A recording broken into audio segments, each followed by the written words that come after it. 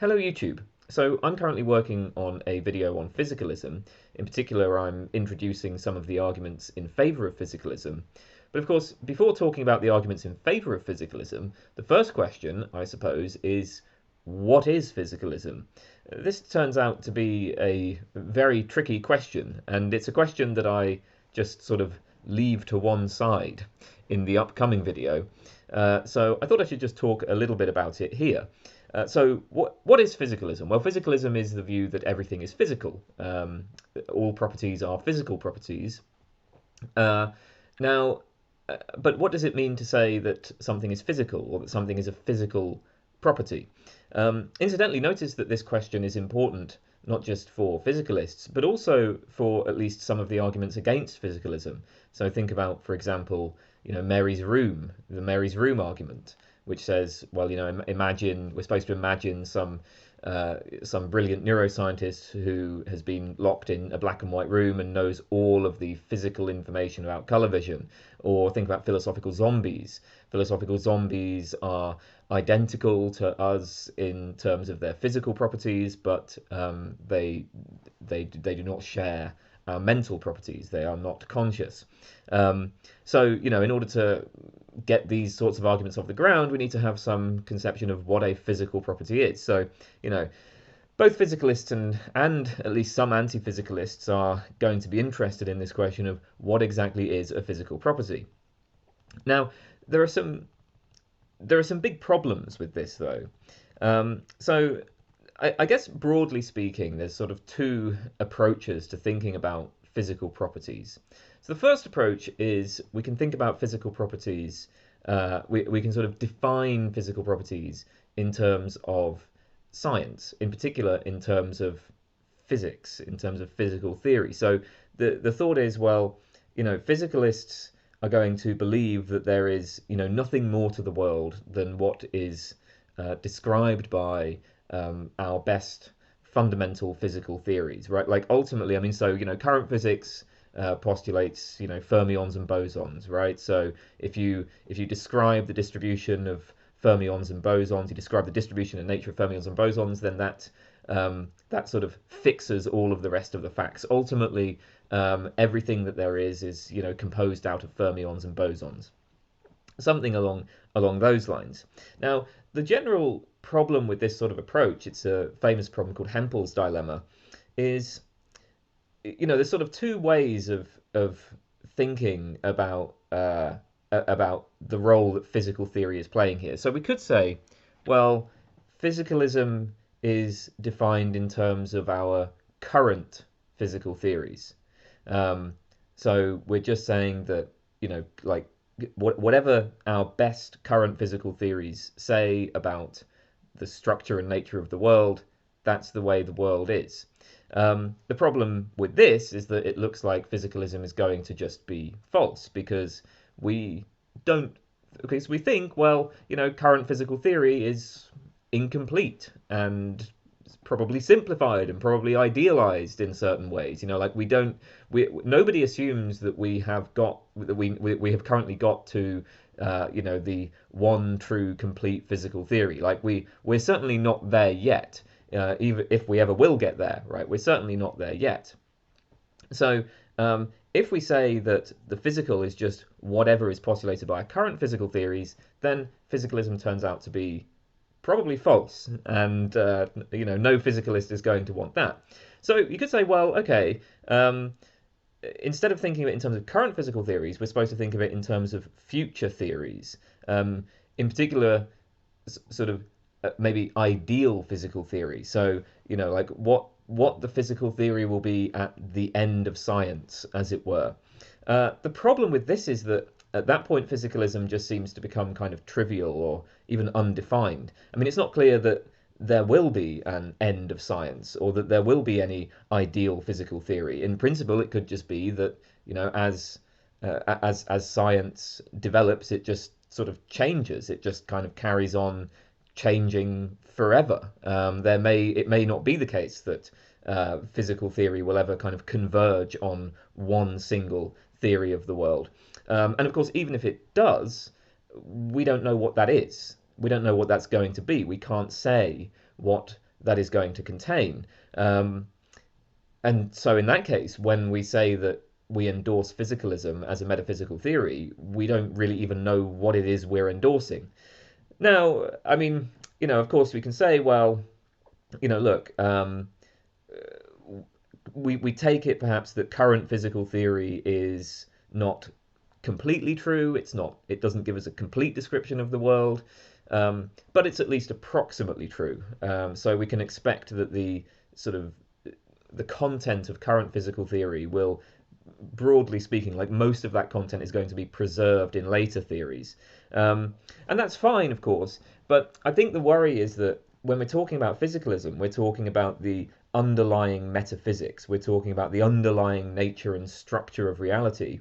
And those sorts of claims, the claims that scientific theories make about the underlying fundamental metaphysics, those sorts of claims tend to be especially vulnerable to to changes in the future. When you take, for instance, Newtonian mechanics, well, obviously a lot of Newtonian mechanics is preserved in general relativity. Its descriptions of sort of the mid-sized objects, the observable behavior of mid-sized objects. Yes, I mean it's in that respect it's approximately true, but its claims about the underlying nature or structure of space, time, gravity, that seems to have been completely displaced. Like it's not approximately true in those respects. So, even if we take a kind of scientific realist sort of view and we say, okay, current physical theories are probably approximately true, the worry is that when it comes to the more metaphysical content of those theories, that's going to be especially vulnerable to theoretical change. So, either way, if we're defining physicalism in terms of, current physical theory, then, it looks like physicalism is probably false. If we define it in terms of ideal physical theory, then it just seems to be undefined. So that's one kind of general problem with defining physicalism in terms of physical theory. There's actually another problem here, though, which is that I think we want to say that the physical is broader than whatever current physical theory or ideal physical theory licenses. So, like take Newtonian mechanics. Okay, Newtonian mechanics has been overthrown, it's been displaced, but presumably a Newtonian world would still be a physical world. So if you look at like the development of science over the last few hundred years, okay, so before Newton, you had this kind of corpuscularian mechanical world, where everything was just like atoms and the void. Well, that seems like a physical world. Then you get Newton comes along, and there's this kind of weird, spooky sort of action at a distance with gravity. There's like forces that aren't mechanical. Well, that's physical as well. Then you get things like ether theories of light. There's waves through this subtle fluid that isn't composed of particles. That's physical too. Then you get all the strange behavior of quantum mechanics. That's physical. And I mean, presumably there can be things beyond this that are also going to count as physical. So actually, one other problem with defining physicalism in terms of current physical theory or ideal physical theory is that it seems to rule out too much. Like it looks like no, even these theories that have been displaced, they still count as physical theories. So like, okay, what exactly is a physical property? Is a physical property just any property that might be postulated by the sciences? Well, we probably don't want to say that because there was a time when scientists took seriously the idea of like vital forces, for instance, and there was a time actually when scientists took seriously various kind of spiritual claims, like parapsychology was once taken a bit more seriously than it is today. Would we now today, like, we wouldn't look back at that as being physical? Or maybe we would, because because again, the definition of what exactly counts as a physical property is somewhat unclear. So anyway, defining physical properties in terms of the properties that are postulated by physical theories kind of runs into these sorts of problems. Um, okay, so another way of thinking about what might count as a physical property is we can sort of give this a sort of ostensive definition. We can pick out paradigmatic physical objects, and we can just say, well, physical properties are properties like those, properties that are sufficiently similar to those ones. So, you just point at things. You're like, look, what exactly would be a physical thing? Well, there's rocks, there's hands, there's tables, there's chairs, mountains, oceans. These are the paradigmatic physical objects. And I mean, this does connect to the way of defining physicalism by looking at physical theories, because of course the point is that various different physical theories are designed to accommodate the sort of objects that you ostensively pick out as paradigmatic physical objects. And indeed, it's those sort of paradigmatic physical objects play a really important role in scientific theorizing, because science is sort of built on sensory data, right? Like ultimately, all scientific theories are tested against sensory data, and so when you produce a graph or something like that, well, that is a graph is a piece of paper. That's a paradigmatic physical object. Or you might perform an experiment that involves making manipulations with paradigmatic physical objects. You can see the effect that some I don't know, you take a rock or something, and then you put the rock in a cloud chamber, and you see lots of trails coming from the rock, and okay, so you have this lump of uranium that's a paradigmatic physical object, and then the cloud chamber is another paradigmatic physical object, and so on. And of course, we know, or we think we know, given conservation laws and given the detailed research into how paradigmatic physical objects are sort of built. So we know that their behavior is produced by fundamental particles and fundamental forces. It's the behavior of, say, the lump of uranium is a product of these fundamental particles and fundamental forces that are postulated within physical theories. So it's like you start out with these paradigmatic physical objects, then you engage in a kind of reductive project where you break them down into their parts, and then that tells you how those paradigmatic objects behave, and then whatever is postulated within that reductive project, that's going to count as physical. So okay, that's another way of doing it. That's another way of like picking out physical properties. Of course, this raises other problems of its own. So first of all, what exactly is the principled basis for picking out paradigmatic physical objects? What's the principal basis for any particular ostensive definition? If I'm pointing to particular objects and saying, well, that's a physical object, that's a paradigmatic physical object, like why, right? Why point to those objects as physical? Why not point to, I don't know, mental states as being paradigmatic physical objects? Or indeed, I don't know, God, right? If you believe in God, why not point to that as being a paradigmatic physical object? But moreover, though, if we look at the things that are pointed to as being paradigmatic physical objects, this kind of approach runs into, I think, a pretty serious problem, which is that all of those objects are sort of everyday objects. And those objects are accommodated just as easily within alternative metaphysical theories. So somebody who's an idealist, idealists don't deny that rocks exist. Idealists just have a different account of what a rock is. So an idealist will say, yeah, there are rocks, but look, a rock is, a certain set of mental impressions. So I mean, what we actually have are certain appearances. So the rock has there's a certain way the rock appears visually. There's a way that it feels. There's tactile sensations. And then there are regularities within these appearances. So if I kind of like move around the rock, it changes in particular regular ways. I can do things with the rock, like smash things with the rock, etc.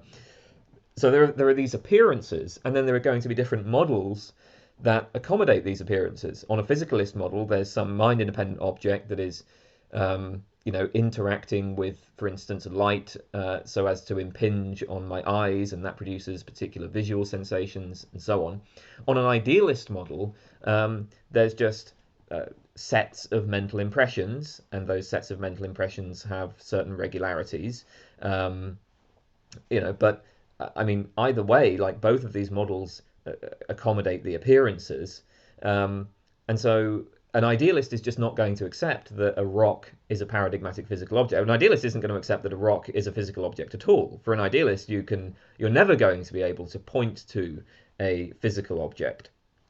Um, so it's, I mean, so it's not really clear how this gives us um, any sort of clear grasp of what a physical property is supposed to be.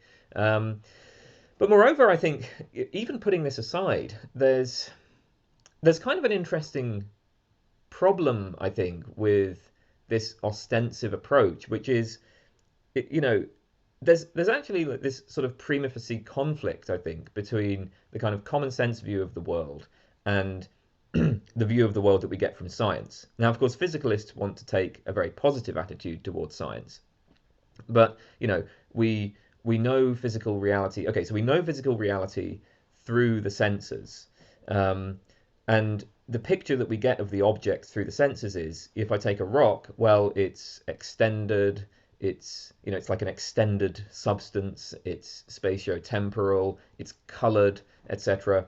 But science gives us a very different picture of the world, particularly when you look at fundamental science. It's not really clear that space and time are even fundamental phenomena. Like, they might be emergent, particularly things like color. Though, I mean, color is I mean, there's all sorts of challenges to our common sense view of color. Like, it's not at all clear that color is like an intrinsic property of the surfaces of objects.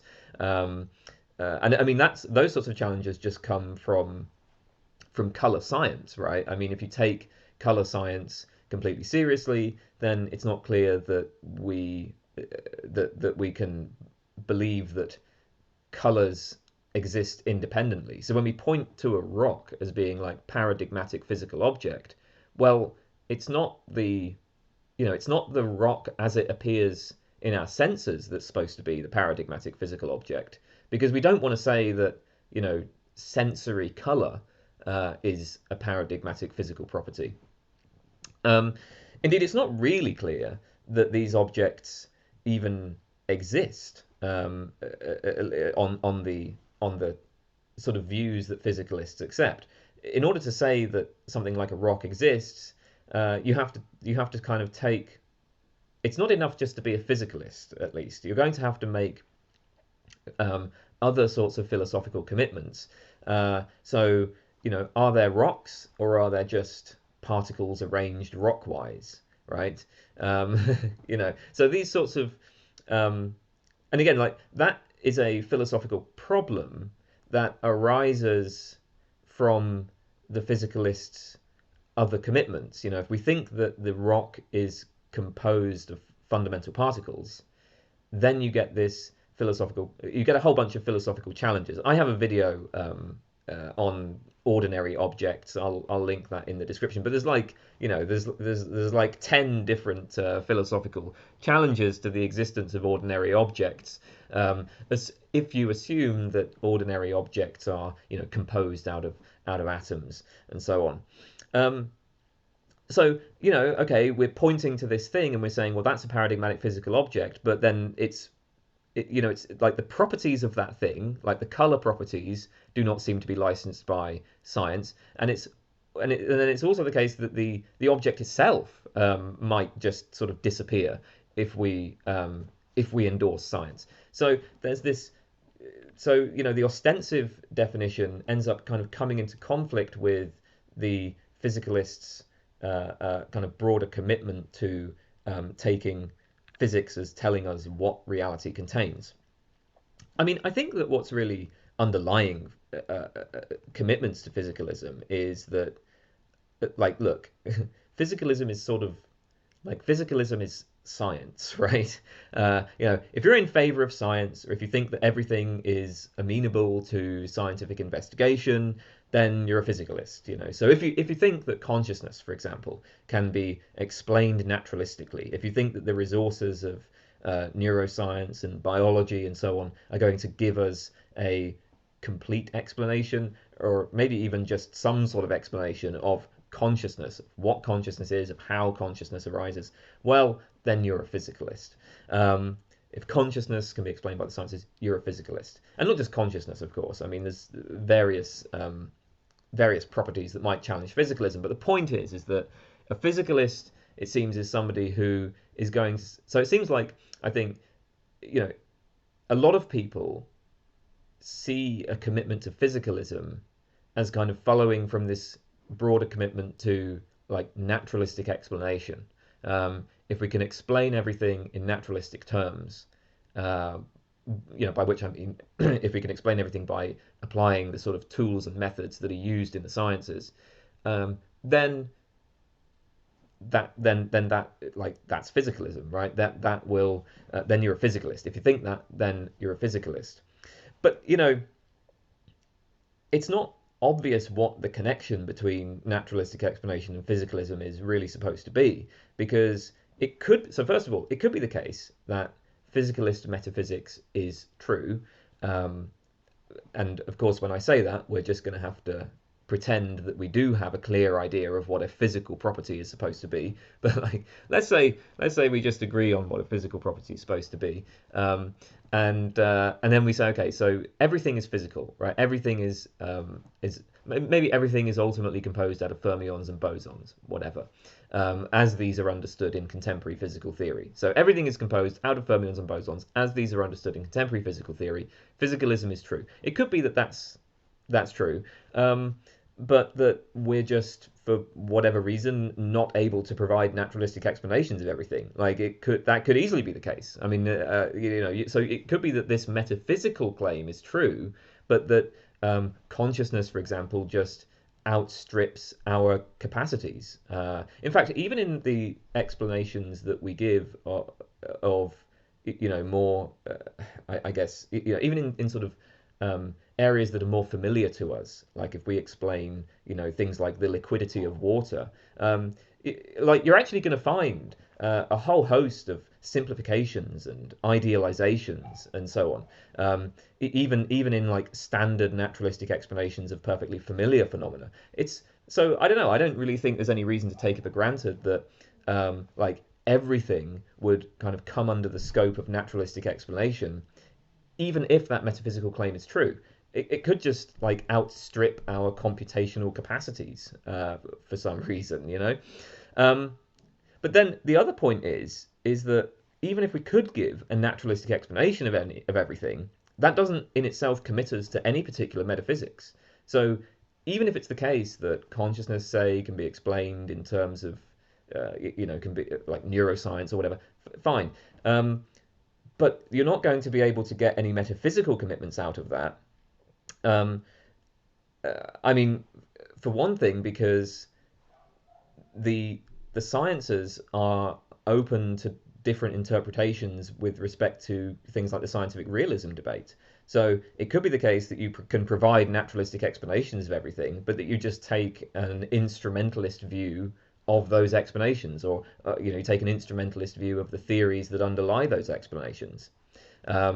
So like an instrumentalist will say that science is a remarkably powerful tool for predicting, explaining, systematizing observable phenomena, but there's no reason to assume that science provides true descriptions of the world beyond that. You can take that kind of position. So the success of naturalistic explanation doesn't in itself commit you to any particular metaphysics. So this kind of idea that like, well, physicalism, or what I think the idea that motivates people is that physicalism is just something that sort of follows from assuming that naturalistic explanation will be successful. I'm not sure I see that. They seem to just come apart to me. So yeah, I mean, those were just some thoughts on the troubles that we have defining what exactly a physical property is supposed to be. One final point that I want to make, which I haven't really seen much discussion of this in the literature, but it's just something that occurred to me recently that I found a bit sort of puzzling, which was like what exactly is physicalism's place, kind of uh, in comparison to other metaphysical theories. So, we usually present physicalism as a monistic physical theory. We say, like, on the physicalist view, there's just one kind of thing. There's just physical things, or there's just one kind of property, physical properties, right? So everything is physical. Okay. Um, but suppose it were the case that physics told us that there are, you know, two fundamentally different types of physical entity, or two fundamentally different types of entity, I guess I should say. So let's imagine that, at the end of science, we end up with a physical theory which says, like at a fundamental level, there are two completely different types of entity. There's, say, fermions and bosons, and it turns out that fermions and bosons are just different, right? And there's nothing in particular that sort of unifies them. There's nothing, there's no kind of deeper level which allows us to kind of say that these two things are unified in any way. They're just different, and the difference is a brute fact within the theory. Again, I'm not saying that this is what physical theory actually says, but I'm just saying it seems like it could turn out this way. Like it seems as though it could turn out that we have a physical theory which just kind of postulates these two fundamentally different types of things. Why would that end up like so? Then why is that not just a form of dualism? And then similarly, if if physical theory was to postulate three fundamentally different types of things, or four fundamentally different types of things, whatever. But like, okay, let's say we have these two fundamentally different types of things. Yeah, why is that a monistic metaphysics? Why isn't that just a form of dualism? I mean, okay, traditional dualism postulates some duality between mind and matter, right? Well, I mean, we don't have that duality, but if we have a duality between fermions and bosons, and then that's just brute, and there's nothing that unifies them, and there's nothing further that it kind of explains that duality. Yeah, I mean, it seems like now we have like what is it that makes these so from the point of view of a physicalist, the physicalist maybe, I guess the way to put it is this: the physicalist wants to say that they are going to be like their beliefs about the world are kind of guided by the content of our best theories, and like like that's where their metaphysical commitments come from. But then the best theory is not claiming that there's just one kind of thing, physical things, or that everything reduces to physical things. No, the best theory is claiming, on a fundamental level, there's just fermions and bosons. There's a difference between these. There's nothing that unifies them. That's it.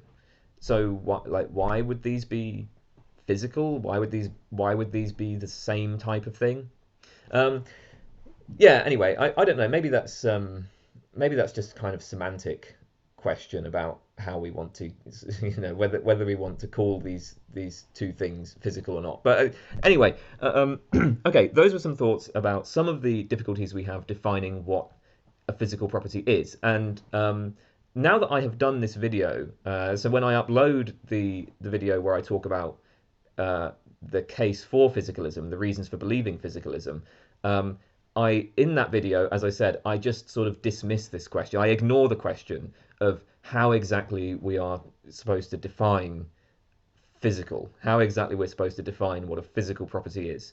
And I don't want to hear any complaints about that, because I've just done this video, right? And it's like half an hour long. I've just spent half an hour going over some of those problems. So now I'm going to move on, and at some point soon I will put up the video which outlines the case for physicalism, where I just completely ignore all of this. But it's okay, because I've talked about it here.